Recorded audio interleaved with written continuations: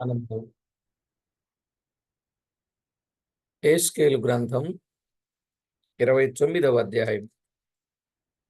హెస్కేలు గ్రంథం 29వ అధ్యాయం మొదటి నుండి 16 వచనాలు చదువుకుందాం.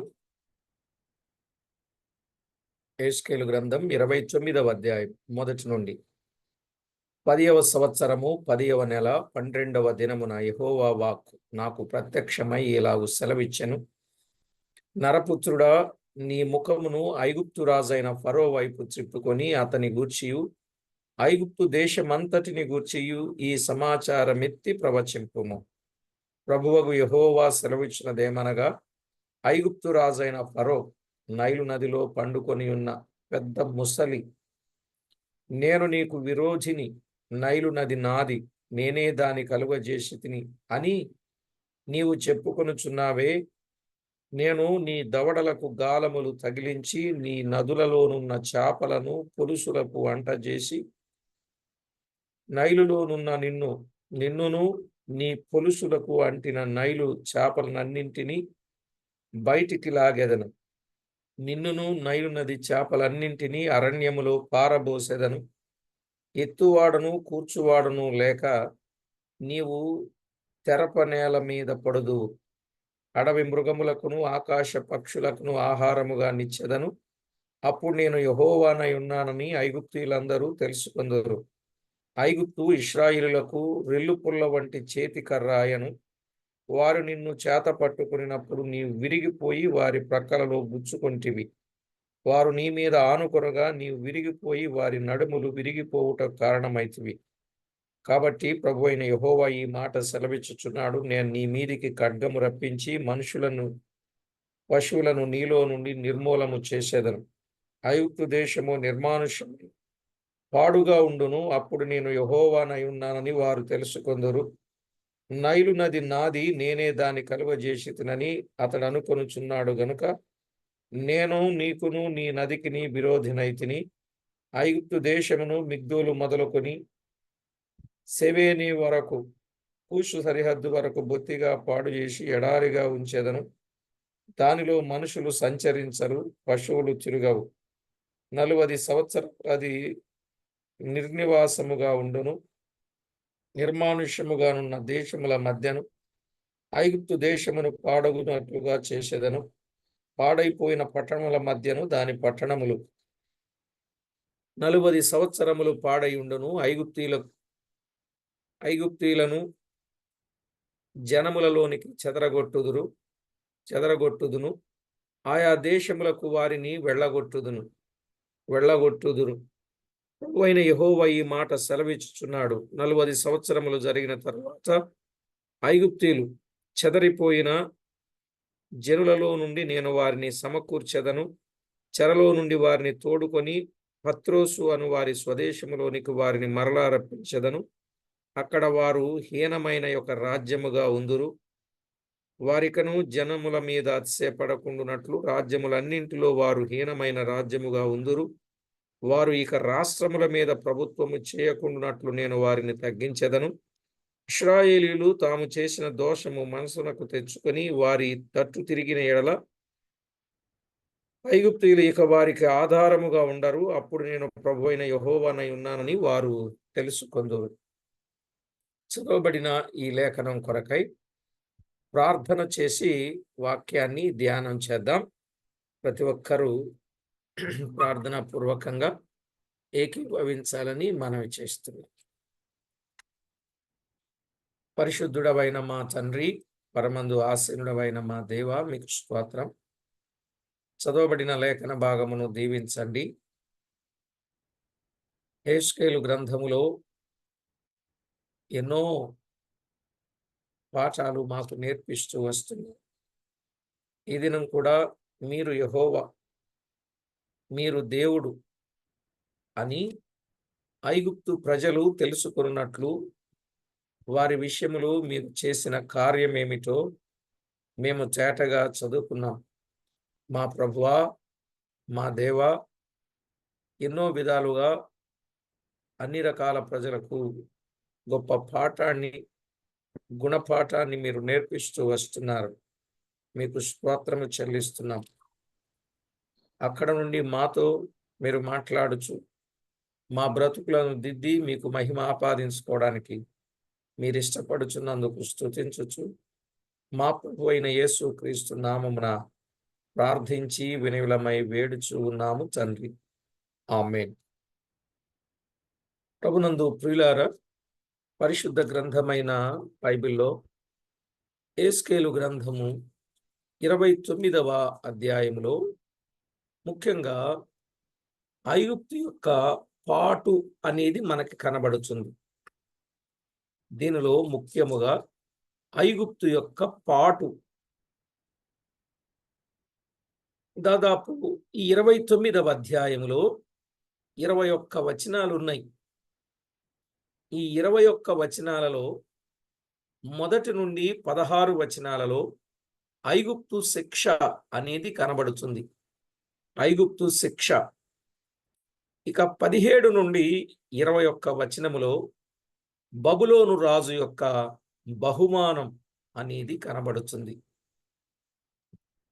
అర్థమైంది కదండి? ఐగుప్తు యొక్క శిక్ష, అలాగునని బబులోను రాజు యొక్క బహుమానం అనేది మనకి కనబడుతూ ఉంది. ఈ పాఠాన్ని వింటున్నప్పుడు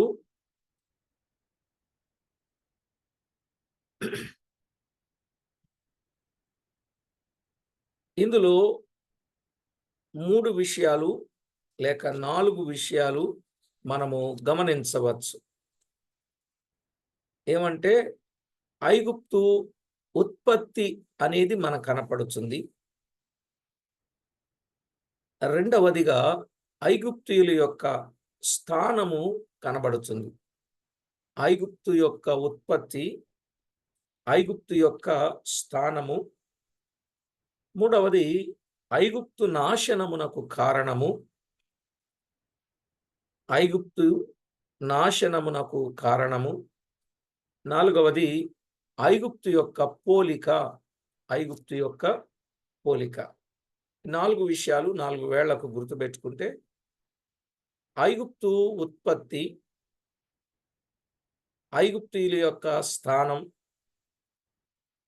ఐగుప్తు నాశనమునకు కారణం, ఐగుప్తు యొక్క పోలిక అనేది మనకు తేటగా గమనించగలం. సరే ప్రియులారా, ఇక్కడ ఐగుప్తు ఉత్పత్తి, ఐగుప్తు శిక్ష అనేది దానిలోనే ఇన్ని విషయాలు. ఐగుప్తు ఉత్పత్తి ఎక్కడి నుంచి ఆరంభమైందంటే హాము కుమారుడైన మిశ్రాయిము నుండి, మిశ్రాయిము మా నుండి వచ్చిన వారు. హాము కుమారుడైన మిశ్రాయిము మా నుండి వచ్చిన వారు. ఆదికాండం 10వ అధ్యాయం 6వ వచనం. ఆదికాండం 10వ అధ్యాయం 6వ వచనంలో మనము చదివితే చూడండి.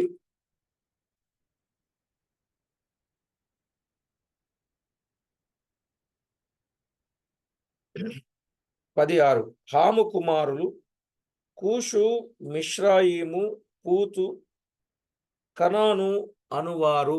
కనాను అనువారు. 13వ వచనం మిశ్రాయిము లూదీలను, అనామీలను, లెహాబీలను, నప్తూహీలను అనే మాట మనము చూస్తున్నాం. ఆమోసు గ్రంథం 8వ అధ్యాయం 8వ వచనం. ఆమోసు గ్రంథం 8వ అధ్యాయం 8వ వచనంలో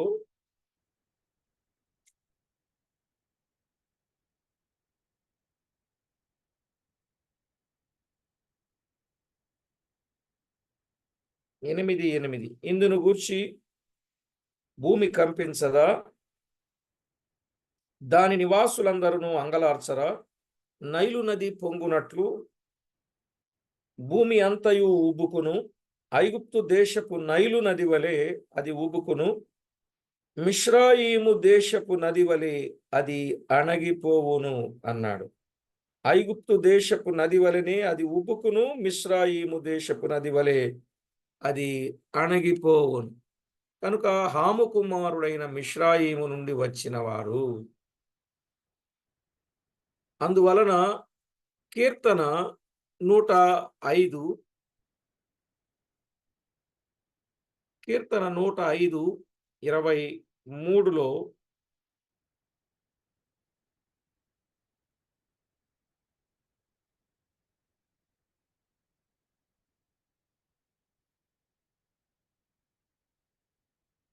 ఇరవై మూడు ఇశ్రాయేలు ఐగుప్తు దేశములోనికి వచ్చెను, యాకోబు హాము దేశమందు పరదేశిగా నుండెను అన్నాడు. హాము దేశమందు పరదేశిగా ఉన్నాడు. ఇశ్రాయేలు ఐగుప్తులోనికి వచ్చాడు, హాము దేశములో పరదేశవాసిగా ఉన్నాడు అన్నాడు. 27 వారు ఐగుప్తీయుల మధ్యను ఆయన సూచక్రియలను, హాము దేశములో మహత్కార్యములను జరిగించిరి. మీరు హాము, మిశ్రాయిము ఈ పదాలు పట్టుకోవాలి ఐగుప్తు సంగతిలో. అలాగే 106వ కీర్తనలో 21, 22 ఐగుప్తులో గొప్ప కార్యములను, హాము దేశములో ఆశ్చర్య కార్యములను, ఎర్ర సముద్రమునొద్ద భయము పుట్టించు క్రియలను చేసిన తమ రక్షకుడైన దేవుని మరచిపోయిరి. ఐగుప్తులో గొప్ప కార్యములు, హాము దేశములు ఆశ్చర్య కార్యములు.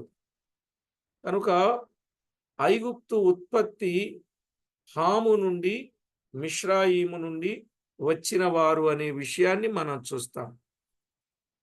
ఐగుప్తు దేశము, హాము దేశము అని పిలువబడినట్లుగా మనము చదువుకున్న సంగతులలో మనం విన్నాం. అయితే ఇక రెండవది ఐగుప్తుల యొక్క స్థానం. ఈ ఐగుప్తీయుల యొక్క స్థానం ఏమిటి? ఉత్పత్తి విన్నాం. ఐగుప్తీయుల యొక్క స్థానం ఏమిటంటే మధ్యధరా సముద్రమునకు తూర్పుగానున్న నైలు నదికి పడమరగా ఉన్నది. ఐగుప్తుల యొక్క స్థానం ఏమిటండి? మధ్యధరా సముద్రమునకు దక్షిణముగాను నైలు నదికి పడమరగాను ఉన్నది. ఇది 600 మైళ్ళ పొడవు, వెడల్పు. 600 మైళ్ళు పొడవు, వెడల్పు. ఉత్తరము నుండి దక్షిణము వరకు ఒక ప్రక్క 120 మైళ్ళు, ఒక ప్రక్క 120 మైళ్ళు, మరొక ప్రక్క 12 మైళ్ళు ముక్కోణ ఆకారముగా ఉండెను. ముక్కోణ ఆకారముగా ఉన్న ఐగుప్తు. ఇక ఇశ్రాయేలీలకు ఐగుప్తీయులకు ఉన్న బంధం, ఇశ్రాయేలీలకు ఐగుప్తీయులకు ఉన్న బంధం ఏమిటి? మీరు చదివినట్లయితే అబ్రహాము ఐగుప్తుకు వెళ్ళాడు మొదట. ఆదికాండం 12వ అధ్యాయం 16 నుండి 20 వచనాలు కదా. ఐగుప్తీయులు ఇశ్రాయేలీల దగ్గరకు రాలా, ఇశ్రాయేలే ఐగుప్తుకు వెళ్ళాడు. ఆదికాండం 12, 16 నుండి 20. అందువలన ఏం జరిగిందో మనము చూడగలం. ఆ తరువాత రెండవది, యోసేపు ఐగుప్తులో ఉన్నాడు. అంటే అన్నలు అమ్మి వేస్తే యోసేపు ఐగుప్తుకు వెళ్ళాడు. ఆదికాండం 37వ అధ్యాయం 28వ వచనం. 37, 28, 39, 1. తరువాత యాకోబు కుటుంబీకులు ఐగుప్తుకు వెళ్ళిరి. యాకోబు కుటుంబీకులు ఐగుప్తుకు వెళ్ళిరి. ఎంతమంది వెళ్ళారు? 70 మందిగా వెళ్ళారు. ఆదికాండం 46వ అధ్యాయంలో కొన్ని విషయాలు మనము చూడవచ్చు. 70 మందిగా ఐగుప్తుకు వెళ్ళారు. ఇశ్రాయేలీలు ఐగుప్తులో ఎన్ని సంవత్సరాలు ఉన్నారండి? రమారమి, ఇంచుమించు, సుమారు, ఇవన్నీ పర్యాయ పదాలు. ఇంచుమించు, రమారమి, సుమారు, అప్రాక్సిమేట్లీ ఎంతకాలం ఉన్నారు? 420. 430. ఆలోచించిన కూడా తప్పు చెప్పారనుకోండి, మీకు ఫైన్ గట్టిగా వేయాలనిపిస్తుంది తెలుసా అండి? 400. 450. 430. ఇందులో నేను ఏది తీసుకోవాలి చెప్పండి? 30. 420 తీసుకోండి. 430. 430. మ్యూట్ పెట్టుకోండి ఇక.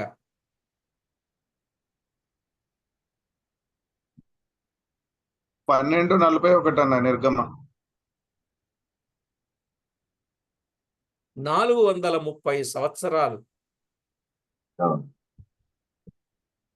ఎన్ని స్థలాల్లో లేదండి ఆ వచనం? ఎన్ని స్థలాల్లో లేదండి? చాలా స్థలాలలో ఉంది ఆ వచనం. సరేలేండి, మ్యూట్ పెట్టుకోండి అంటే దాని అర్థం ఏంటి? అర్థమైపోయింది. ఇంకా మాట్లాడొద్దు అని. అలాగ అర్థం చేసుకున్నారా? ఇక్కడ నుండి సిస్టర్ చెప్పారులేండి నాకు. ఓకే, కొంచెం బైబిల్ని కొంచెం అప్పుడప్పుడు జ్ఞాపకం పెట్టుకోండి. నేను ఇలాంటివి కొంచెం ఇంపార్టెంటే. ఎంతమంది వెళ్ళారు, ఎన్ని సంవత్సరాలు ఉన్నారు, పాఠం సులువు అవుతుంది అన్నమాట. సరేలేండి, నిర్గమాకాండం 12వ అధ్యాయం 40వ వచనం. సొలొమోను ఫరో కుమార్తెను పెండ్లి చేసుకున్నాడు. సొలొమోను ఫరో కుమార్తెను పెండ్లి చేసుకున్నాడు. రాజుల మొదటి గ్రంథం 3వ అధ్యాయం 1వ వచనం. ఇక అనేక పర్యాయాలు ఇశ్రాయేలీలు ఐగుప్తీయుల సహాయము కోరిరి. ఇశ్రాయేలీలు ఐగుప్తీయుల సహాయము కోరిరి. యెషయా గ్రంథం 31వ అధ్యాయం 1 నుండి 3 వచనాలు. యెషయా గ్రంథం 31 1 నుండి 3 వచనాలు. ఇదండి ఇశ్రాయేలీలకు ఐగుప్తీయులకు ఉన్న సంబంధం. ఇప్పుడు చెప్పండి, ఐగుప్తీయులు అని అన్యులతో దేవుని ప్రజలు అని ఇశ్రాయేలీలు ఏం పెట్టుకున్నారు? సంబంధం పెట్టుకున్నారు. వీళ్ళే వెళ్ళి వాళ్ళలో సంబంధం పెట్టుకున్నారు.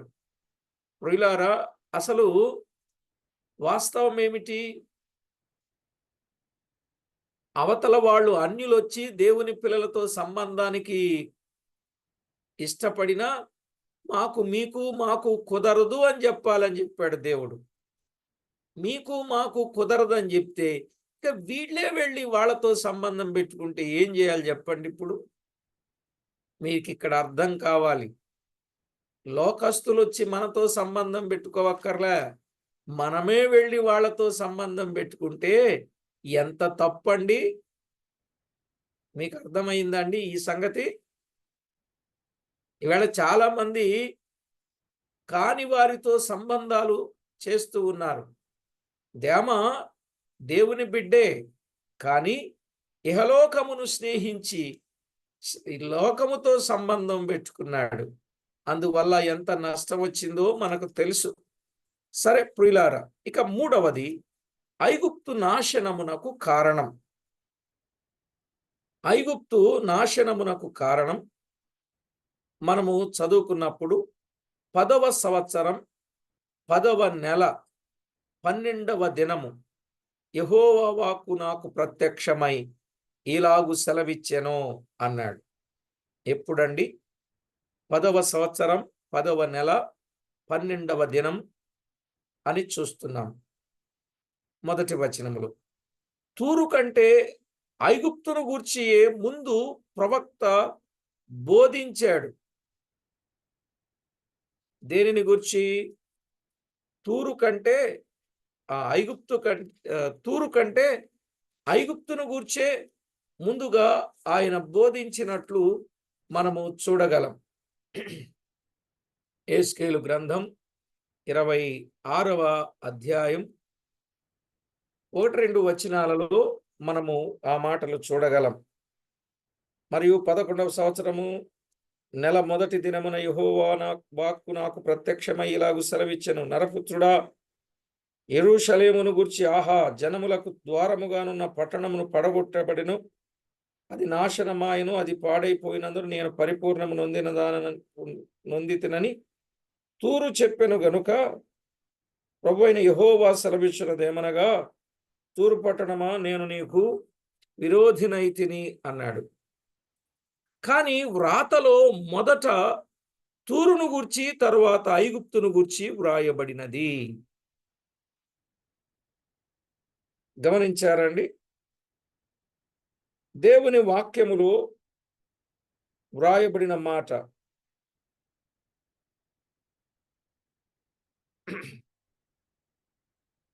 ఐగుప్తు నాశనమును గూర్చి ఇర్మియా కూడా ప్రవచించాడు. ఇర్మియా గ్రంథం 44వ అధ్యాయం 46వ అధ్యాయం. ఇర్మియా గ్రంథం 44వ అధ్యాయం 46వ అధ్యాయములో దీనిని గూర్చిన విషయాన్ని తెలియచేశాడు. 46:2 చూడండి. 46:2 మీ మోతలు సొమ్మసిల్లు పశువులకు భారముగానున్నవి, అవి కృంగుచు కూలుచు నుండి ఆ బరువులు విడిపించుకొనలేక తామే చెరలోనికి పోయి ఉన్నవి అన్నాడు. తామే చెరలోనికి పోయి ఉన్నవి. ఫరోను గూర్చి మాట్లాడుచు ఉన్నట్లు చూస్తాం.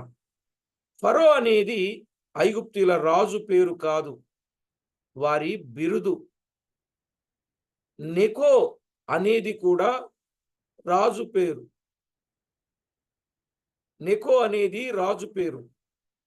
రాజుల 2వ గ్రంథం 17వ అధ్యాయం 40వ వచనం. రాజుల 2వ గ్రంథం 17వ అధ్యాయం 40వ వచనం. ఐగుప్తు రాజు అయిన సో అని ఉన్నది. సో అనేది రాజు పేరు. ఒకే లెటర్తో ఉన్నటువంటి పేరు ఐగుప్తు రాజు పేరు. ఒకే లెటర్, సో. సరే ప్రియులారా, ఇక ఐగుప్తు యొక్క పోలిక, ఐగుప్తు నాశనమునకు కారణం మనం విన్నాం. వీరే వెళ్ళి వారితో ఇబ్బంది పెట్టుకోవడం మూలాన జరిగిన నష్టాన్ని గూర్చి ముందుగానే చెప్పబడినట్లుగా మనము చూస్తాం. తూరును గూర్చి ఐగుప్తు కొరకు ముందుగానే చెప్పినట్లుగా మనము చూస్తాం. ఇక ఐగుప్తు యొక్క పోలిక ముసలి. 29వ అధ్యాయం మనము చదువుకున్న పాఠములు 2-3 వచనాలలో ఐగుప్తు యొక్క పోలిక ఏమన్నాడు? ముసలి అన్నాడు. ఐగుప్తు రాజైన ఫరో నైలు నదిలో పండుకొని ఉన్న పెద్ద ముసలి అన్నాడు. పెద్ద ముసలి. నేను నీకు విరోధినైతిని అని దేవుడు చెప్పుచూ ఉన్నాడు. నేను నీకు విరోధినైతిని అని ఆయనే చెప్పాడు. కారణం ఏంటి? గర్వమే దానికి కారణం. 3వ వచనములో గర్వమే దానికి కారణం. అందువల్ల దేవుడు అన్నాడు, నేను నైలు నది కలుగ చేసినది అని చెప్పుకొనెను. తూరు కూడా గర్వించిన కారణం, దానికి నాశనము కూడా గర్వమే. ఇప్పుడు ఇది నాశనం అవటానికి కారణం. ఎలా గర్విస్తుందట? నేను నైలు నది కలుగజేసినది. నైలు నది కలుగజేసింది ఐగుప్తు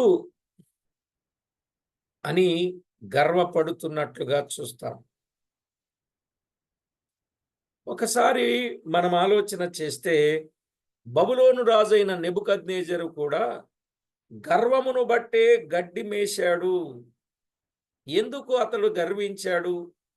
దానియేలు గ్రంథం 4వ అధ్యాయం 30వ వచనములో 31, 32లో 4వ అధ్యాయం 30వ వచనములో దానియేలు ఈ బబులోను మహానగరము నేను కట్టినది కాదా అని తనలో తాను అనుకున్నాడండి. గర్వం, నేను కట్టింది కాదా ఈ బబులోను మహాపట్టణం, నేను కట్టింది కాదా ఈ హ్యాంగింగ్ గార్డెన్స్ నేను కట్టింది కాదా, ఈ గొప్ప నగరం నేను కట్టింది కాదా అని ఎంత విర్రవీగాడో.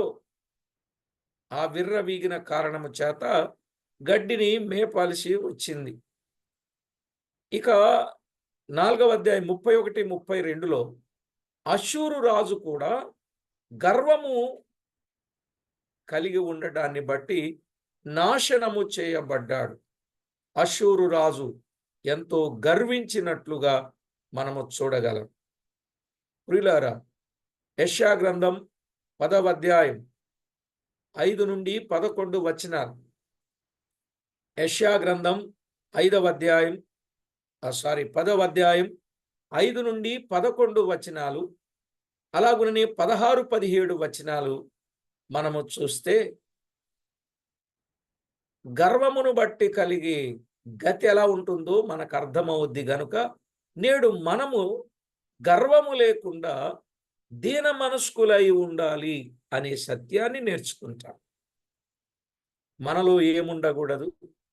గర్వం ఉండకూడదు, దీన మనస్సు ఉండాలి. గర్వాంధులు అనేవాళ్ళు అపవాది పిల్లలని తిమోతికి పౌలు రాస్తూ చాలా తేటగా చెప్పాడు. సరే ప్రియులారా, ఎప్పుడైతే దీన మనస్కులుగా ఉంటామో దేవుడు తగిన సమయమందు మనలను ఆయన హెచ్చిస్తాడు. కనుక ఆయన బలిష్టమైన చేతి క్రింద దీన మనస్కులుగా ఉండాలి. దేవుడు అహంకారులను ఎదిరించి దీనులకు కృపను అనుగ్రహించును అని పేతురు రాసిన మొదటి పత్రిక 5వ అధ్యాయం 5, 6 వచనాలలో మనము చూస్తాం కదా. కాబట్టి ప్రతి ఒక్కరూ ఇట్టి సత్యాన్ని గుర్తించండి. గర్వం అంటే ఏంటి? హెచ్చించుకోవడం అనేది ఒక మాట. గర్వం అనగా దేవుని ఇష్టమునకు ప్రతిగా సొంత ఇష్టమును నెరవేర్చుటయే గర్వము. నేను తూరు మనుషుల దగ్గర కూడా చెప్పాను ఈ మాట. గర్వం అంటే ఏంటండి? దేవుని ఇష్టమునకు బదులుగా సొంత ఇష్టాన్ని నెరవేర్చుకోవడమే గర్వము. ఇంకంతే. కనుక మన ఇష్టమును దేవుని ఇష్టమునకు అప్పగించుకునుటయే దీన మనస్సు.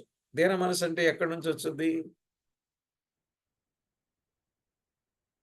మన ఇష్టమునకు బదులుగా దేవుని ఇష్టమునకు అప్పగించుకొనుటయే దీన మనస్సు. అదే దీన మనస్సు. దీన మనస్సు మన ప్రియ ప్రభు తండ్రి ఇష్టానుసారముగా నడుచుకొనుటయే. ఆయన అలా నడుచుకున్నారు. యోహాను సువార్త 6వ అధ్యాయం 38వ వచనం, 8వ అధ్యాయం 29వ వచనం. యోహాను సువార్త 6:38, 8:29. దీనిల యొద్ద నివాసము చేసి వారిని ఉజ్జీవింప చేస్తానన్నాడు దేవుడు. అందుకే దేవుని ఇష్టాన్ని నెరవేర్చాలి, మన సొంత ఇష్టాన్ని కాదు. దీనులను, వారి నివాసమును ఉజ్జీవింప చేస్తాడు. యెషయా గ్రంథం 57:15. 57:15. అయితే ఆ రోజుల్లో ఐగుప్తు నేలువాడు అప్పుడు ఫరో హోప్రా అనువాడు.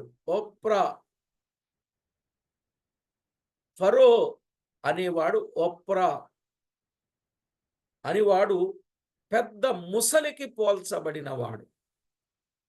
ఐగుప్తు నేలే ఫరో, ఓప్రా అనువాడు పెద్ద ముసలికి పోల్చబడినవాడు. ఐగుప్తు ప్రజలు దానికి అంటుకున్న చిన్న చేపలు నీ దవడకు గాలము తగిలించి బయటికి లాగుదునని దేవుడు సెలవిచ్చుచున్నాడు. 4-5 వచనాలలో కదండి. నీ దవడకు గాలము తగిలించి బయటికి లాగుదును అన్నాడు. ఇది ఐగుప్తీయులు చెరలోనికి పోవుటను చూపుచూ ఉన్న సంగతి. గాలము తగిలించి బయటికి లాగుతాను అనే మాట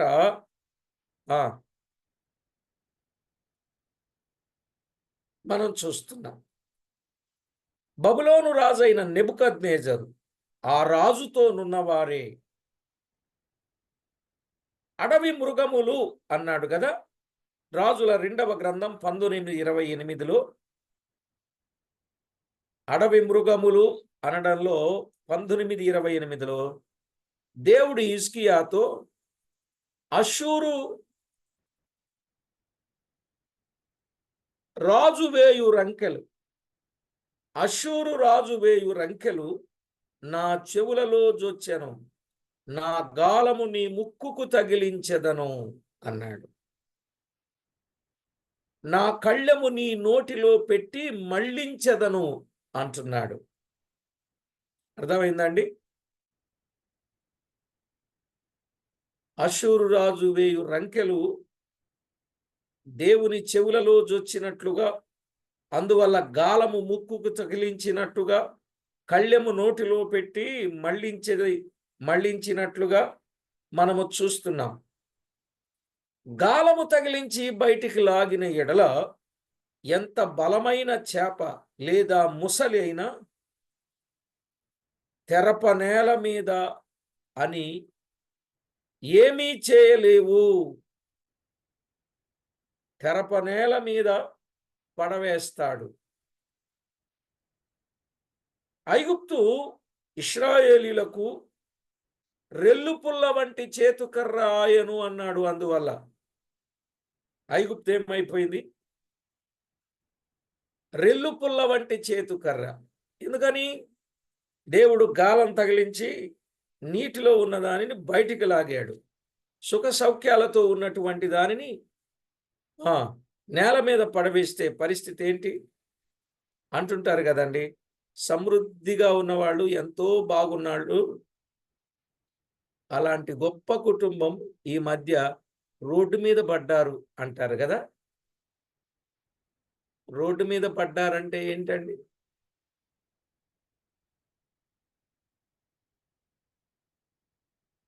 ఇక మీకు అర్థం కావాలి. హీన స్థితిలో ఉన్నారు అని. రోడ్డు మీద పడ్డారంటే దిక్కుమాలోళ్ళు అయిపోయారని ఒక్క ముక్కలో చెప్పండి. రోడ్డు ఎక్కారు, ఇక ఏమి లేదు వాళ్ళ బతుకు అన్నట్టు. కనుక వారి మీద ఆనుకొనగా నీవు విరిగిపోయి వారి నడుములు విరిగిపోవుటకు కారణమైతివి అన్నాడు 6వ వచనంలో. వారు నిన్ను చేత పట్టుకున్నప్పుడు ఏమైపోయావు? నీవు విరిగిపోయి వారి నడుములు విరిగిపోవుటకు కారణమైతివి అన్నాడు. 6-7 వచనాలు. అలాగే 17 అధ్యాయం 17వ వచనంలో కూడా మనము చూడొచ్చు. ఇక యెషయా గ్రంథములో ప్రియులారా, యెషయా గ్రంథములో మనము గమనించినప్పుడు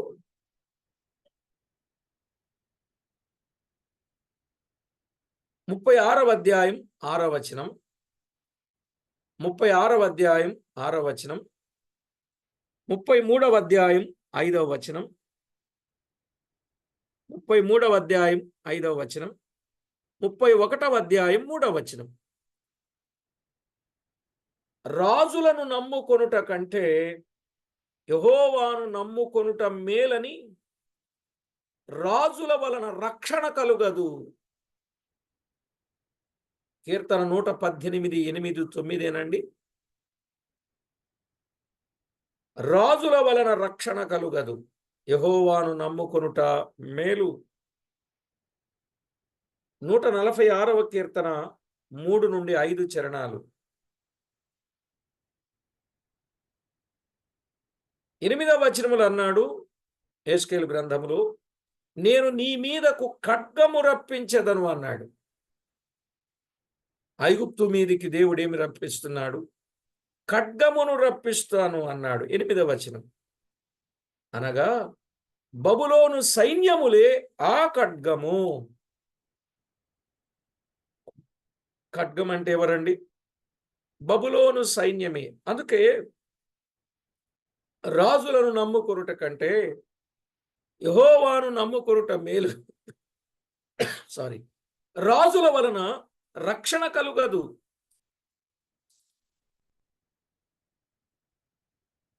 బబులోను సైన్యములే ఆ ఖడ్గం. మిగ్దోలు అనగా మిగ్దోలు, అక్కడ మిగ్దోలు అనే పదం కనపడచ్చు. ఐగుప్తు ఉత్తరపు సరిహద్దు సెవెనే అనగా దక్షిణ సరిహద్దు. మిగ్దోలు అనగా ఉత్తరపు సరిహద్దు, సెవెనే అనగా దక్షిణపు సరిహద్దు. ఉత్తరము నుండి దక్షిణము వరకు దేశమంతా బొత్తిగా పాడు చేసి ఎడారిగా ఉంచెదను అన్నాడు 10వ వచనంలో కదా.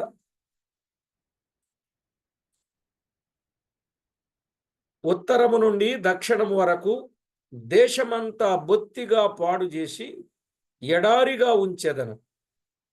40 సంవత్సరములు ఆ దేశము పాడు పడి ఉన్నట్టుగా చూస్తాం. ఆ దేశము పాడుబడి ఉండెను 40 సంవత్సరములు. 11, 12 వచనాలు.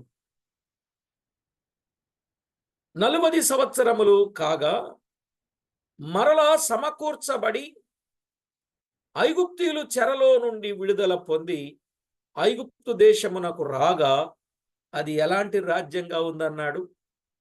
అది హీనమైన రాజ్యముగా ఉండునని 13 నుండి 15 వచనాలలో చెప్పాడు. గర్వాన్ని బట్టి ఇప్పుడు ఎక్కడికి వెళ్ళింది? ఐగుప్తుకు వెళ్ళింది. ఐగుప్తులో ఎన్ని సంవత్సరాలు? 40 సంవత్సరాలు. ఈ 40 ఐగుప్తు చెరలోనికి వెళ్ళి 40 సంవత్సరాలు ఉంది. ఆ తర్వాత ఇది హీనమైన దేశముగా ఉన్నట్లు మనము చూస్తాం. ఇలా చేయటం వలన నేను యెహోవానై ఉన్నానని వారు తెలుసుకొందురు.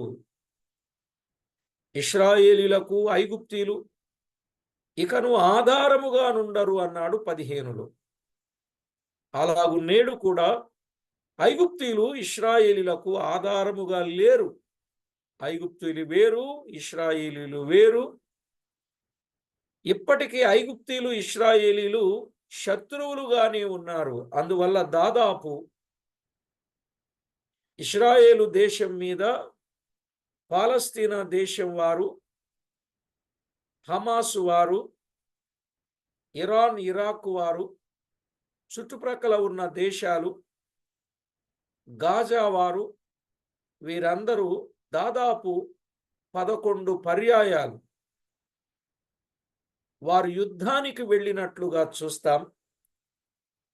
ప్రతిసారి యుద్ధములో ఇశ్రాయేలీయులే నెగ్గుతూ వచ్చారు. అర్థమైందండి? ఇప్పటికీ యుద్ధం జరుగుతానే ఉంది. ఎక్కడా తగ్గడం లేదు. బెంజమిన్ నెతన్యా ఎక్కడా తగ్గడం లేదు. ఎందుకంటే మా దేశము చిన్నదే. దాదాపు ఎంతమంది అండి దేశపు జనాభా?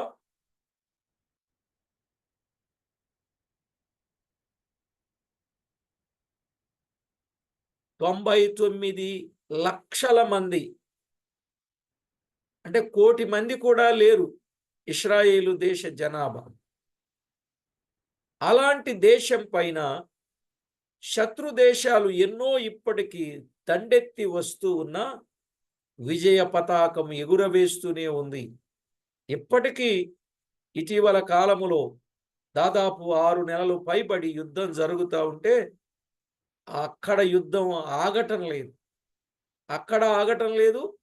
రష్యా ఉక్రెయిన్ల యుద్ధం కూడా 2 సంవత్సరాలు దాదాపు అవుతా ఉన్నా అక్కడ కూడా ఆగటం లేదు. ఇది మనందరికీ తెలిసిందే. నిజమా కాదండి?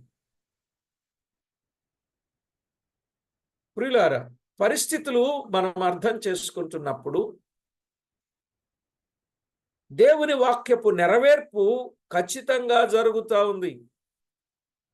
ఐగుప్తీయులు ఇశ్రాయేలులకు శత్రువులుగానే ఉన్నారు.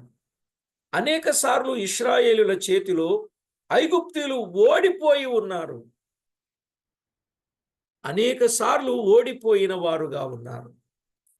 అందుకే ప్రియులారా, ఎప్పుడైనా ఏ విషయములోనైనా మనము గర్వించకూడదు.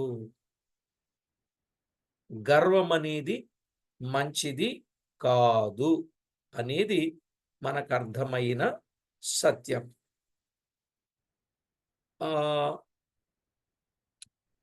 ఇంకొక మాట కూడా మనము వినేద్దాం.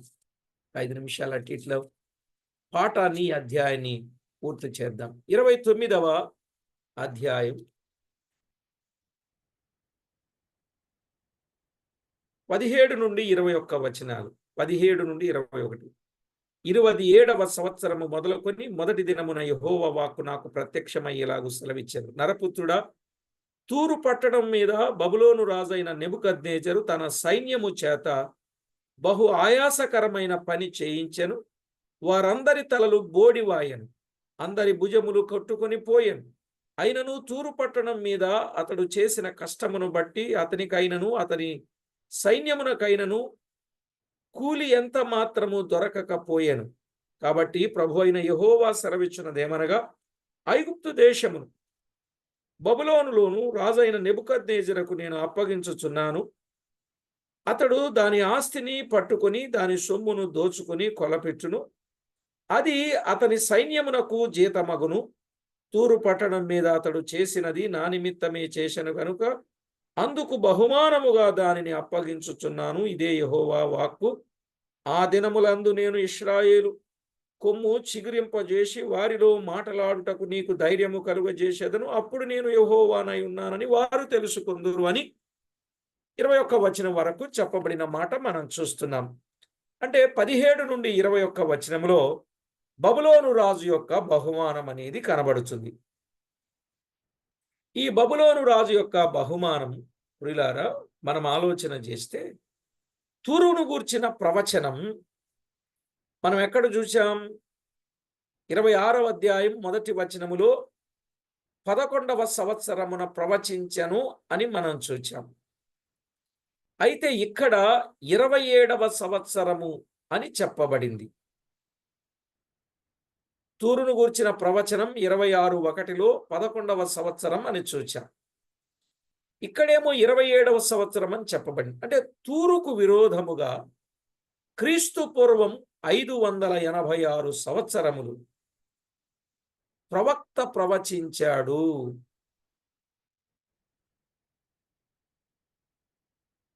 నెబుకద్నెజరు యెరూషలేమును పట్టుకున్న కొద్ది కాలమునకే తూరుపై దాడి వెడలి 13 సంవత్సరాలు ముట్టడించాడు. 13 సంవత్సరాలు ముట్టడించాడు. అతడు దానిని పట్టుకొని నాశనము చేయుటలో జయమొందెనో లేదో మనకు తేటగా తెలియదు. అయితే ఇప్పుడు యెహెజ్కేలు క్రీస్తు పూర్వం 570వ సంవత్సరము మొదటి నెల మొదటి దినమున 570వ సంవత్సరం మొదటి నెల మొదటి దినమున 17వ వచనంలో పలికిన ప్రవచనమునకు ముందు పలికిన దానికి 16 సంవత్సరాలు గడిచాయి. ముందు పలికిన దానికి 16 సంవత్సరాలు గడిచాయి. ఈ 16 ఏండ్లలో 13 సంవత్సరాలు నెబుకద్నెజరు తూరును ముట్టడించి యెహెజ్కేలు చెప్పినట్లు నాశనము చేసెను గాని దానిలో నుండి చీపురు పుల్లయైనను పొందినవాడు కాడు. అర్థమైందండి? నెబుకద్నెజరు తూరును ముట్టడించి యెహెజ్కేలు ప్రవచించినట్లు నాశనము చేశాడు గాని దానిలో నుండి చీపురు పుల్లయైన పట్టుకొని పోలేకపోయాడు. 18 ఏండ్ల కష్టము ఫలితము శూన్యం. 18 ఏండ్లు కష్టపడినప్పటికీ ఏమీ పట్టుకోలేకపోయాడు. కానీ యెరూషలేం మీద ముట్టడికి వచ్చిన నెబుకద్నెజరు ఏం పట్టుకుపోయాడు? దేవుని మందిరములోని ఉపకరణములను పట్టుకొని పోయాడు, జ్ఞానవంతులను పట్టుకొని పోయాడు. మనకు తెలుసు ఆ సంగతి. సరే ప్రియులారా, ఈ 13 ఏండ్లలో తూరువారు తమకు కలిగినదంతయు ఇతర దేశములకు దాటవేసిరి. అందువల్ల చీపురు పుల్ల కూడా పట్టుకొని వెళ్ళలేకపోయాడని చెప్పబడింది. నెబుకద్నెజరు 13 ఏండ్ల అయిన తరువాత దానిలో ప్రవేశింపగా నాశనము చేయుటకైనను కొల్లగొట్టుటకైనను ఏమీయూ లేకపోయెనని ఊహించినను, తూరు పట్టణం మీద అతడు చేసినది నా నిమిత్తమే చేసిన గనుక అందుకు బహుమానముగా దానిని అప్పగించుచున్నానని 20వ వచనంలో చెప్పాడు. మరి ఏమీ లేనప్పుడు ఎందుకు నెబుకద్నెజరు 13 సంవత్సరాలు దానిని ఇబ్బంది పెట్టాల్సి వచ్చింది, 18 సంవత్సరాలు కష్టపడాల్సి వచ్చింది అని మనం ఆలోచన చేస్తే ఇక్కడ మనం గుర్తించాలి. ఆయన అన్నాడు, నా నిమిత్తమే, నా నిమిత్తమే. అంటే దేవుడు వీరిని అప్పగిస్తానని చెప్పాడు. ఆ కారణము చేత వారిని అప్పగించినట్లుగా 20వ వచనంలో చూస్తాం. ఇర్మియా గ్రంథంలో కూడా 25వ అధ్యాయం 8వ వచనం, ఇర్మియా గ్రంథం రాసుకోండి. 25వ అధ్యాయం 27, 26లో కూడా, 27వ అధ్యాయం 6వ వచనంలో కూడా నా సేవకుడైన నెబుకద్నెజరు అని దేవుడు చెప్పుచున్నాడు. నెబుకద్నెజరు దేవుని సేవకుడా? ఎప్పుడైతే గర్వము కలిగినటువంటి పట్టణాలుగా ఉన్నారో అన్యరాజైనటువంటి వానిని సేవకునిగా పంపి శిక్ష వేయించినట్లుగా మనము చూస్తాం. ఆ అన్యరాజ్యములను దేవుడు కాపాడాలనే ప్రయత్నం చేసినా కూడా వారి గర్వాన్ని బట్టి ఆయన పంపించాడు. ఏ ఏ రాజ్యములను శిక్షించాలని దేవుడు అనుకున్నాడో ఆ రాజ్యముల కొరకు బబులోను రాజును తానీషా ఆయనను రాజుగా ఉపయోగించుకున్నాడు. తూరు రాజ్యం నెబుకద్నెజరు చేసిన పనికి బహుమానముగా ఐగుప్తును ఇచ్చినట్లు చూస్తాం.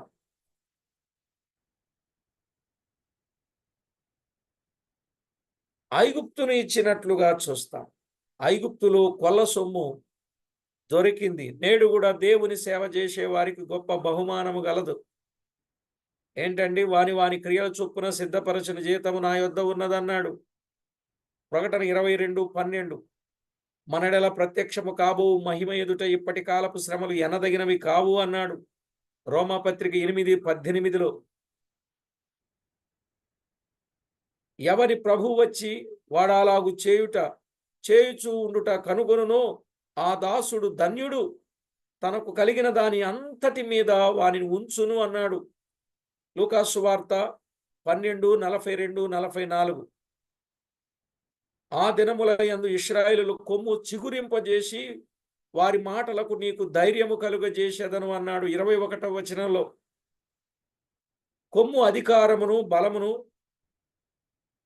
ప్రభావములను చూపడానికి సాదృశ్యంగా వాడబడింది. కీర్తన 132:5. కొమ్ము అధికారానికి, బలానికి, ప్రభావములను చూపేదిగా. అందుకే యూదా వంశములో తప్పించుకొనిన శేషం క్రిందికి వేరు తన్ని మీదికి ఎదిగి ఫలించును అన్నాడు యెషయా గ్రంథం.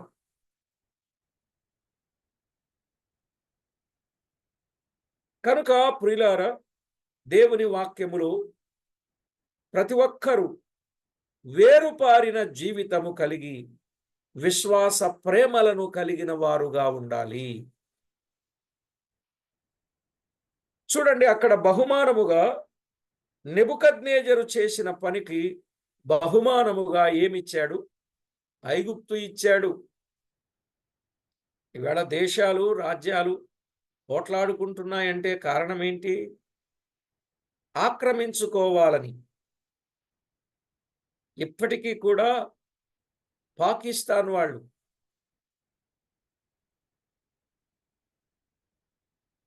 చాలా స్థానాలు ఉన్నాయండి. పాకిస్తాన్, ఉజ్బెకిస్తాన్, కిజకిస్తాన్ ఇలా ఉన్నాయి. ఇప్పుడు పాకిస్తాన్ వాళ్ళు జమ్మూ కాశ్మీర్ ప్రాంతాలపైన వారు కన్నువేసి ఆక్రమించుకోవాలని ప్రయత్నాలు చేస్తున్నప్పుడు మన ఇండియాకి వారికి ఎన్నోసార్లు వారు జరుగుతున్నటువంటి సందర్భాలు కూడా మనం చూస్తున్నాం. చిన్న చిన్నవేలేండి, సరిహద్దు వివాదాలు. ఓ ప్రక్కన చైనా, ఓ ప్రక్కన పాకిస్తాన్.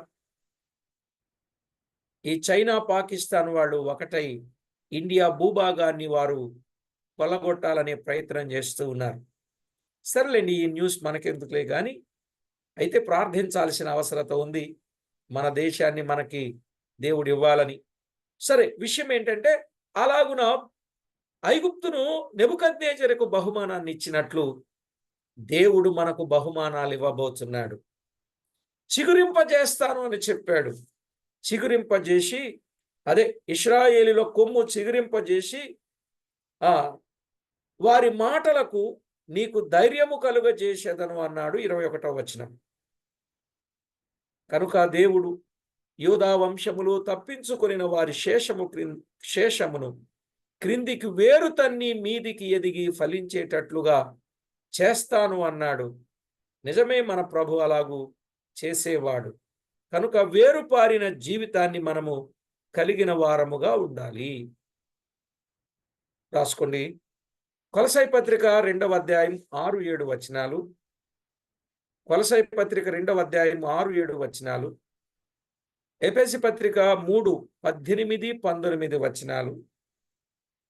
ఎఫెసీ పత్రిక 3:18-19 వచనాలు. కీర్తన 92:12-15 వచనాలు. కీర్తన 92:12-15 వచనాలు. లూకా 8:15. ఈ వచనాలను మనము చదివినప్పుడు ప్రియులారా, మనకు అర్థమయ్యే గొప్ప సత్యం, దేవుడు ఖచ్చితంగా నష్టపోయిన స్థితిని నష్టపోయినట్టుగా ఉంచడు గాని తిరిగి మరలా చిగురింపజేస్తాడు అనే విషయాన్ని మనము చూస్తూ ఉన్నాం. సరే, ఇక్కడున్న ఐగుప్తు విషయములో దేవుడు పలికించిన మాట అది నెరవేరినట్లుగా మనము చూస్తాం. ప్రియులారా, దేవుని పిల్లలుగా మన జీవితంలో ఎప్పుడు గర్వం అనేది వస్తే సర్వం నాశనం అవుతుంది. ఏ విషయంలో గర్వపడకూడదండి. కానీ అదేంటో ఈజీగా వచ్చేస్తా ఉంది కదా అప్పుడప్పుడు కొన్ని విషయాల్లో. కొంతమంది ఆరోగ్యాన్ని బట్టి, అందాన్ని బట్టి, ఆస్తిని బట్టి, అంతస్తుని బట్టి, ఉద్యోగాన్ని బట్టి, హోదాను బట్టి, అవునా కదా, వరాన్ని బట్టి, ఏమండి, వరాన్ని బట్టి కూడా చాలాసార్లు గర్వించిన సందర్భాలు ఉంటాయి.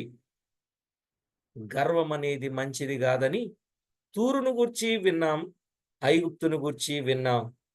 ఇక అందులో నేర్చుకున్న పాఠం, గర్వం అనంటే ఎంతో నష్టం కలుగుద్ది అని అర్థం చేసుకున్నాం. కనుక తగ్గించుకుంటే దేవుడు తిరిగి మళ్ళా పునరుజ్జీవింపజేస్తాడు. అప్పుడు దేవుడు మరలా ఆయన సహాయము చేత గొప్ప బహుమానాన్ని ఇస్తాడు. ప్రార్థన చేసుకుంటాం. కృపగల మా తండ్రి, దయగల మా దేవ, మీకు స్తోత్రము చెల్లిస్తున్నాం. విన్న విషయాలు అందరి హృదయాలలో ఫలింపజేయండి. ఐగుప్తును గూర్చి ఒక్క మాట అధ్యాయంలో మేము వినగలిగాం. ఇంకా మిగిలిన అధ్యాయాల్లో కూడా కొంత మేము నేర్చుకోవలసి ఉన్నది. గనుక మా ప్రభువా, మీరు చెప్పిన ఏ మాట అయినను నిరర్ధకము కాదు. భూమి ఆకాశాలు గతించినా మీ మాటలు గతించవు. మీరు చెప్పినట్లే జరుగుద్ది. ఐగుప్తీయులకు మీరెవరో తెలియటం కొరకు మీరు చేసిన కార్యాన్ని మేము చూచాం. ఐగుప్తు అనేది ఒక పెద్ద ముసలి, ఆ రాజు పెద్ద ముసలి అని మేము విన్నాం. అది ఎంత కరడుగట్టిందో, అయినా దానిని కూడా నైలు నదిలో నుండి లాగి వెలుపల నేల మీద పడవేస్తానని చెప్పారు. మా ప్రభువా, మీ లేఖనాలు నిజముగా ఎంత తేటగా నెరవేర్చబడ్డాయో మాకు అర్థమయ్యాయి. ఆయన ఐగుప్తుకు వెళ్ళిన అబ్రహాము, ఐగుప్తుకు వెళ్ళిన కొందరు వ్యక్తులు, భక్తులు, వారెంత నష్టాన్ని అనుభవించారో మేము గమనించగలుగుతాం. యోసేపును తీసుకొని వెళ్ళినప్పుడు ఆయనను బట్టి ఎంతో ప్రయోజనం కలిగిన చివరికి ఆయన మరణించగా ఇశ్రాయేలీయులు పడిన పాట్లు దాదాపు 430 సంవత్సరాలు వారు నిట్టూర్పులు విడిచినట్లు, వారెంతో ఇబ్బంది, దురవస్థలు అనుభవించినట్లు చూస్తాం. అలాంటి సమయంలో మోషేను పంపి వారిని విడిపించి నడిపించి పాలు తేనెలు ప్రవహించు దేశానికి తీసుకొచ్చిన మా ప్రభువా, మీకు స్తోత్రములు. ఎవరు ఏ శోధనలో, ఇరుకులో, ఇబ్బందిలో, విపత్తులో చిక్కుకుపోయినా ఈరోజు కూడా వారిని విడిపించి నడిపించి నిత్య జీవానికి వారసులుగా చేయడానికి మీరు ఇష్టపడుచున్నందుకు కృతజ్ఞతలు. ఈ విషయాన్ని అర్థం చేసుకుని ప్రతివారు మీ వైపు మళ్ళుకొని మీకు మహిమ తేవడానికి సిద్ధపరచమని కోరుచు మా ప్రభు అయిన యేసు క్రీస్తు నామమున స్తుతించి ప్రార్థించి వినయులమై వేడుచూ ఉన్నాం మా పరమ తండ్రి. ఆమేన్. ప్రభునందు ప్రియులారా, విషయం ప్రతివారికి తేటగా అర్థమైందని నేను నమ్ముతూ ఉన్నాను.